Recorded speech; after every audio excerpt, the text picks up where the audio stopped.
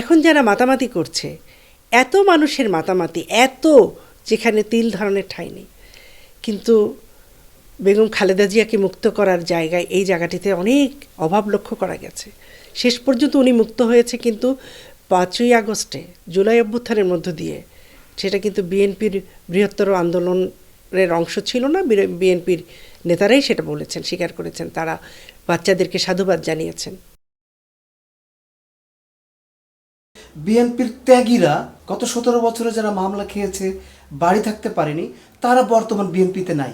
এটা অনেকে বলছে, এটা তাদের দলের ব্যাপার, তারাই ভালো বুঝবে, তাদের সব নেতাকর্মীদেরকে তো আর আমরা জানি না।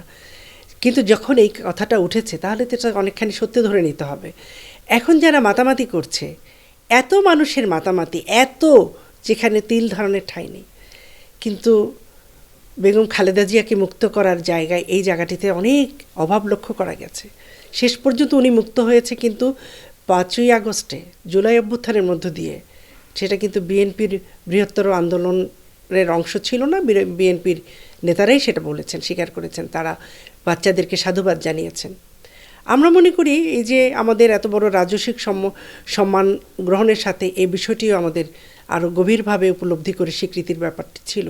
আজকে হয়তো ওই ছাত্রছাত্রীদের দল সকল ক্ষেত্রে সফলতা অর্জন করছে না, ব্যর্থতা আছে, তাদের ভুল আছে, কিন্তু সেদিন কিন্তু তারা বড় ভূমিকা রেখেছে। অনেকে আজকে আমরা মুখ খুলে কথা বলছি, এখন আমাদের অন্তত এই ভয় নেই যে একটি কথা বললেই আমাদেরকে জেলে যেতে হবে। তো আমাদের এই মুক্ত স্বাধীন জায়গাটিকে আমরা যদি সযত্নে লালন না করি, সযত্নে এটিকে রক্ষা না করি, তাহলে আমাদের কোনো পক্ষই যে আমরা খুব ভালো থাকবো তা কিন্তু নয়। আর ত্যাগীরা আসলেই আমি দেখেছি বারবার কষ্ট পায়।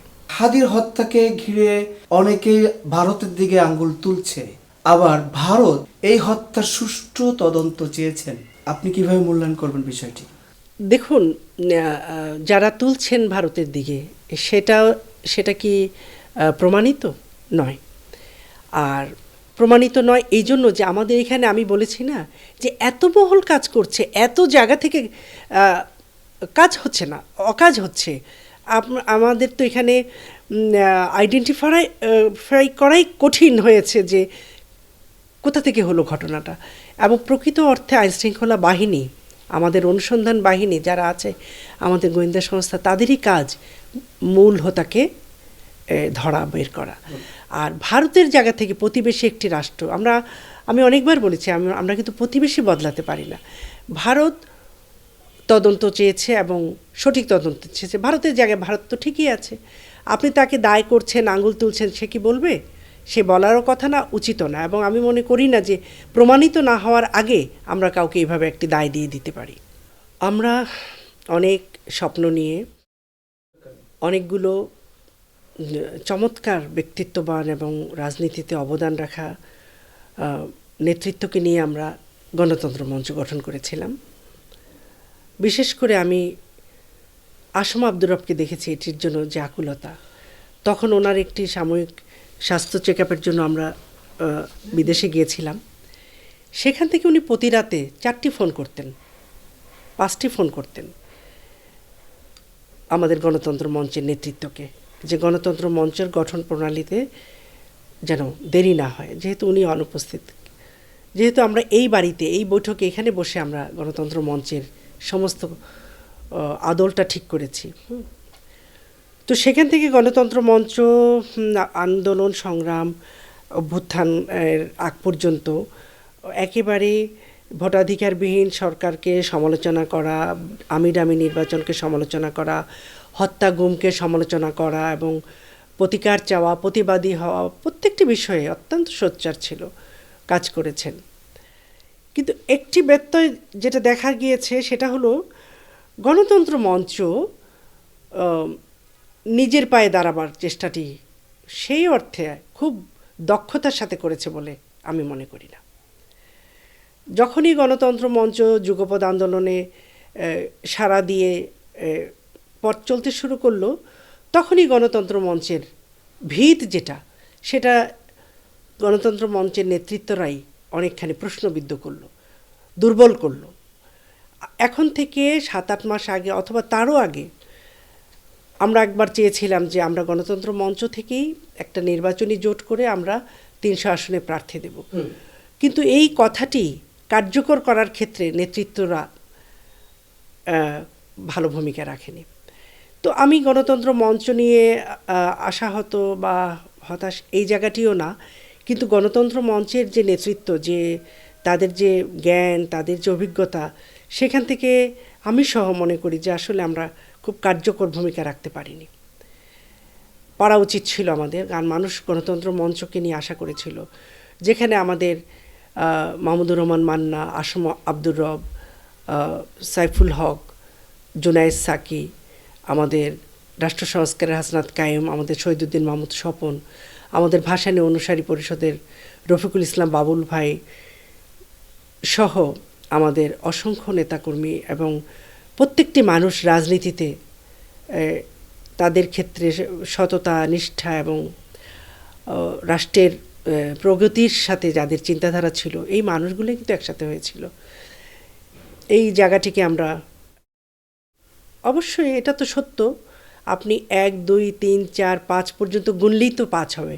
1 আর 5 হলে তো 1 বলে 5 বললে তো আর 5 হবে না। এটা কি আস্থাহীনতার কারণেই, আপনাদের একে অপরের আস্থাহীনতার কারণেই আজকের এই অবস্থা? বিএনপি এই সুযোগ নিয়েছে বলে মনে করেন?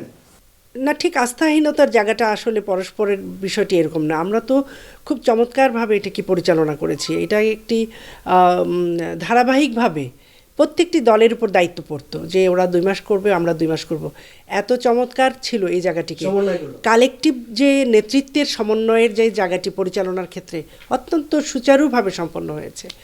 কিন্তু আমরা 5ই আগস্টের পরে আমরা আমাদের জায়গা থেকে কিছুটা সরে গিয়েছি। আমি মনে করি আমরা অহেতুক এমন স্বপ্ন দেখতে শুরু করেছি। এটা কি বলবেন যে অনেকটা বিএনপি নির্ভর হয়ে গেছেন আপনারা সবাই আসন ভাগাভাগির এই বিষয়গুলো নিয়ে? আমরা আসন নেব বা আসন, মানে আপনাদের যে জোটটা থাকলো না, এইটার মূল কারণটা কি বলে মনে করেন? এরকমই জিনিসটা যেমন ধরেন আপনারা বলছেন যে কি হতো বিএনপি যেহেতু জাতীয় সরকারের কথা বলছে, তাহলে বিএনপি আন্দোলনরত দলগুলোকে সাথে নিয়ে, এটার জন্য অনেক বৈঠক হয়েছে, কিন্তু সমাধানহীন বৈঠক হয়েছে আমি মনে করি। আর রাজনীতিটা ঠিক করা হয়নি। সেখানে একটা পর্যায়ে গিয়ে দেখা গেল যে আমরা যে সংস্কার নিয়ে কথা বলছি, যে রাষ্ট্র পুনর্গঠনের কথা বলছি, আমরা তার মধ্য দিয়ে জুলাই অভ্যুত্থান হওয়ার পরে আমরা জুলাই সনদ নিয়ে কথা বলছি, সেই জায়গা থেকে যদি আমরা সরে যেয়ে শুধু আসনের কথা ভাবি, তাহলে তো এই পরিণতি হবেই। সেটাই হয়েছে। অনেকে বলছেন যে গণতন্ত্র মঞ্চ 300 আসনে নির্বাচন দিলেই ভালো করতেন। আমি তো পূর্বেই বলেছি যে এখন থেকে 1 বছর আগেই আমরা কিন্তু এই সিদ্ধান্ত নিয়েছিলাম। আমরা বলেছিলাম যেহেতু সবচেয়ে পুরনো দল আমাদের জেএসডি, জাতীয় সমাজতান্ত্রিক দল, যদি এখন আপনি যেই অভাবেই দেখতে পান না কেন, প্রত্যেকটি জেলায় কিন্তু এই যে সংগঠনের নেতাকর্মী রয়েছে, কমিটি রয়েছে, সেই জায়গা থেকে আমরা কিন্তু বারবার বলেছি। আমাদের একজন নেতৃত্ব জিজ্ঞেস করেছিল যে আপনারা 150 সিট দিতে পারবেন একা? আমি বলছি হ্যাঁ, অবশ্যই পারবো আমরা। এখনও তো আমরা 170 সিটে নমিনেশন দিয়েছি, আমাদের প্রার্থীরা আছে। গণতন্ত্র মঞ্চ সহ আমরা যদি এগুলাকে সমন্বয় করে আমরা 300 সিটে দিতে পারতাম, তাহলে আমরা অনেক ভালো করতে পারতাম। এবং তখন গণতন্ত্র মঞ্চ নিজ স্বাধীনতা নিয়ে, নিজ স্বাতন্ত্র্যতা বজায় রেখে আগাতে পারতাম। আমরা এই পরামর্শ বারবার দিয়েছি।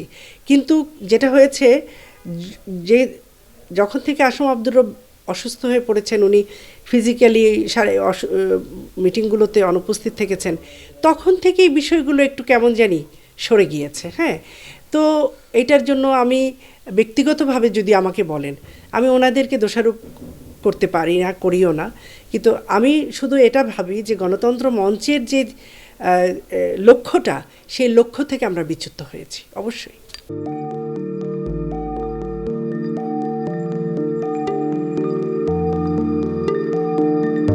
পহেলা জানুয়ারি 2026 ইউটিউব জার্নালিজমের অগ্রদূত changeTV.press সংগ্রাম মুখর 7 বছর পেরিয়ে পা রাখলো গৌরবান্বিত 8 বছরে। এই আনন্দ প্রহরে সবাইকে নিরন্তর শুভেচ্ছা। আমি নিজেকে ধন্যবাদ মনে করি, আমি সৌভাগ্যবান। চেঞ্জ টিভির পক্ষ থেকে আমার সাক্ষাৎকার নেওয়ার জন্য তারা আসছেন এবং চেঞ্জ টিভি দীর্ঘ 8 বছর ধরে এই কাজগুলি করছে।